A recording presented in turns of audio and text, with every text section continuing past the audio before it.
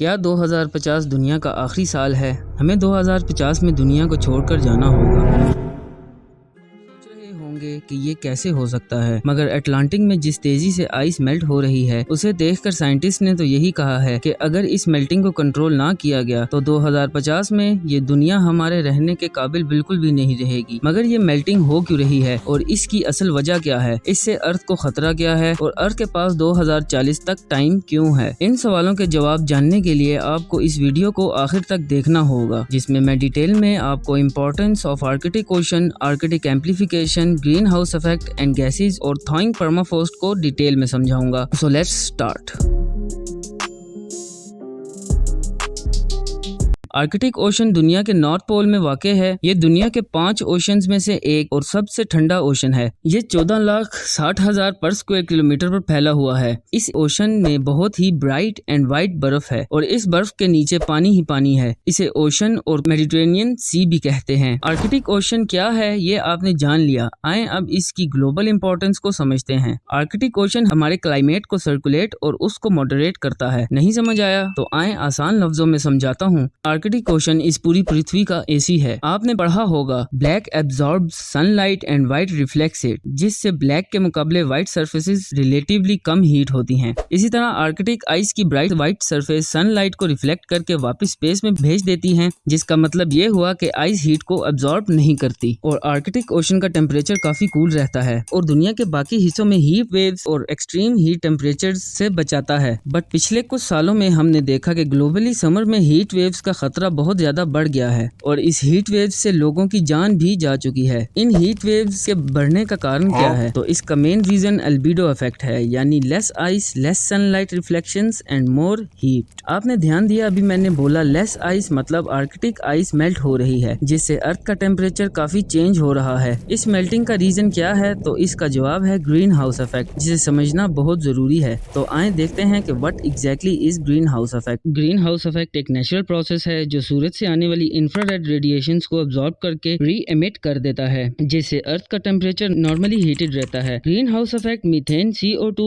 Nitrous oxide, water vapours और ozone का combination है जो सनलाइट को जमीन तक आने में मदद करता है, लेकिन जमीन से निकलने वाली हीट को अपने अंदर ट्रैप कर लेता है, जिससे अर्थ का टेम्परेचर इंसानों और बाकी लिविंग क्रीचर्स के रहने के काबिल बना रहता है। अगर ये ना हो तो इंसान का इस दुनिया में रहना मुमकिन नहीं है। बट वेट, अभी तो मैंने कहा कि green house effect heat waves और एक्सट्रीम टेम्परेचर की वजह बन रहा है, पर इसके बगैर हम अर्थ पर जिंदा भी नहीं रह सकते। तो जो चीज इंसानों के लिए इतनी इम्पोर्टेंट है तो वो हमारी दुश्मन कैसे बन सकती है? तो मैं आपको बताता चलूं कि ग्रीन हाउस इफेक्ट वैसे तो बहुत इम्पोर्टेंट है, मगर ह्यूमन एक्टिविटीज जैसे कि फॉसिल फ्यूल्स बर्न, जिनमें कोल, गैसेस, पेट्रोल, डीजल वगैरह शामिल है, के जलने के कारण green house gases normal quantity से बहुत ज्यादा बढ़ चुकी हैं, जिससे अर्थ को जितनी हीट चाहिए उससे कहीं ज्यादा ये ट्रैप कर रही है। फॉर एग्जाम्पल गुड्स ट्रांसपोर्ट, जिसमें मेनली शिप्स का इस्तेमाल होता है। एक रिसर्च के मुताबिक ये ships annually 1 billion metric ton CO2 carbon dioxide emit करती हैं, जिससे ग्रीन हाउस गैसेस में कार्बन की क्वांटिटी में पिछले कई सालों में बहुत इजाफा हो चुका है। मतलब more carbon more heat trap. इसी तरह एग्रीकल्चर और इंडस्ट्रियल प्रोसेसेस के कारण मीथेन गैस, जो कार्बन डाइऑक्साइड के मुकाबले 28 टाइम्स और nitrous oxide as compare to CO2 300 times ज्यादा हीट एब्जॉर्ब करती हैं, निकल रही हैं। इसके अलावा डिफॉरेस्टेशन और अर्बनाइजेशन यानी कंस्ट्रक्शंस वगैरह भी ग्रीन हाउस इफेक्ट को और ज्यादा हीट ट्रैप करने पर मजबूर कर रही हैं। ग्रीन हाउस के ज्यादा हीट ट्रैपिंग के कारण आर्कटिक आइस पतली होती जा रही है, जिससे आर्कटिक अर्थ के बाकी हिस्सों के मुकाबले 2 से 3 गुना ज्यादा हीट अप हो रहा है, जिसे साइंटिस्ट ने आर्कटिक एम्प्लीफिकेशन का नाम दिया है। आर्कटिक आइस एक्सटेंड हर 10 साल में 13% कम होता जा रहा है और सबसे मोटी और पुरानी बर्फ अभी तक 95% कम हो चुकी है, जो पैराफ्रॉस्ट थॉइंग का कारण बन रहा है। थॉइंग का मतलब तेजी से मेल्ट होना और परमाफ्रॉस्ट यानी आर्कटिक का वो एरिया जो 1100 साल पहले होने वाली आइस एज के बाद अभी तक बर्फ से ढका हुआ था, जिसके नीचे प्लांट्स, डेड एनिमल्स और ऑर्गेनिक मटेरियल्स जिनमें बड़ी मात्रा में कार्बन मौजूद है, यानी ये हिस्सा मोर हीट के कारण एक्सपोज हो रहा है। और अगर ये कम्प्लीटली एक्सपोज हो जाता है तो इसके अंदर का सारा कार्बन ग्रीन हाउस गैसेस में शामिल होकर इसे और भी ज़्यादा डेंजरस बना देगा। अब आप सोच रहे होंगे कि आर्कटिक तो दुनिया के दूसरे कोने में है, तो वहाँ आइस मेल्टिंग और हीट से बाकी दुनिया में कैसे असर पड़ सकता है। तो आए जानते हैं कि global risk of ice melting. First and foremost जो आजकल हो रहा है, extreme weather and heat waves. Arctic जैसा शुरू में मैंने बताया अर्थ का एयर कंडीशनर है, अब वहाँ कूलिंग बहुत कम हो गई है और हीट ज्यादा हो गई है, जिसका मतलब दुनिया का एयर कंडीशन खराब हो चुका है। इस वजह से ग्लोबली बहुत ही वार्म टेम्परेचर्स और हीट वेव्स का जन्म हो रहा है। Second is extreme flooding. Arctic में होने वाली हीट के कारण सी लेवल्स भी काफी बढ़ चुके हैं, जिससे सी साइड एरियाज और सिटीज में फ्लडिंग हो रही है और लोग अपने घरों से महरूम भी हो चुके हैं।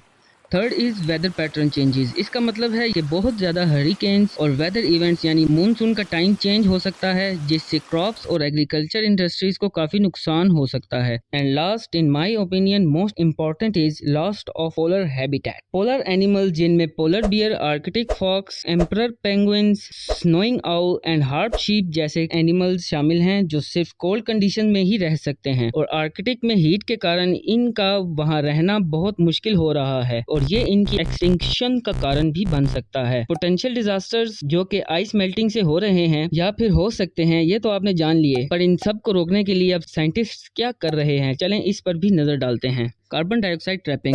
इंडस्ट्रियल और एग्रीकल्चर प्रोसेसेस प्लस जितने भी कार्बन डाइऑक्साइड पैदा करने वाले सोर्सेज हैं, इनसे निकलने वाली गैसेस को ट्रैप करके कंटेनर्स में भरकर जमीन के बहुत ही नीचे दबाने के प्रोजेक्ट पर भी काम किया जा रहा है। Second, reforestation. ट्रीज को दोबारा प्लांट किया जा रहा है, जो कि कंस्ट्रक्शन, वाइल्ड फायर या इंसेक्ट्स की वजह से खत्म हो गए हैं। नंबर 3, जियो इंजीनियरिंग। साइंटिस्ट जियो इंजीनियरिंग, जिसमें क्लाउड्स पे सॉल्ट वाटर गिराकर क्लाउड्स की लाइट रिफ्लेक्शन की क्षमता को मजीद बढ़ाने के प्रोजेक्ट पर भी काम कर रहे हैं, ताकि सनलाइट जमीन पर आने से पहले ही 70 to 80% रिफ्लेक्ट होकर वापस स्पेस में चली जाए। और at the end Arctic ocean में सॉल्ट वाटर को गिराकर उसे रीफ्रीज करने की कोशिश की जा रही है, ताकि वहां की हीट को कंट्रोल में किया जा सके। इन सब प्रोजेक्ट्स की डेडलाइन साइंटिस्ट के द्वारा 2040 रखी गई है, यानी 2040 तक ये प्रोजेक्ट कंप्लीट करने हैं। मगर सच बताएं तो ये डेडलाइन साइंटिस्ट ने नहीं बल्कि प्रकृति ने रखी है। इस मेल्टिंग को रोकने में हमें भी अपना किरदार निभाना होगा, जैसे बिला जरूरत कार्स लेकर ना निकलें, जितना हो सके पब्लिक ट्रांसपोर्ट पर सफर करें, इंडस्ट्रीज में बनने वाली चीजों का इस्तेमाल कम करें वगैरह। क्योंकि साइंटिस्ट जितनी भी कोशिश कर लें, लोगों की हेल्प की और सपोर्ट के बगैर वो ये माइलस्टोन जल्दी हासिल नहीं कर सकते। इसीलिए उन्होंने पब्लिक अवेयरनेस प्रोग्राम शुरू किए ताकि हम इस ग्लोबल वार्मिंग को कम करने में उनकी मदद कर सकें।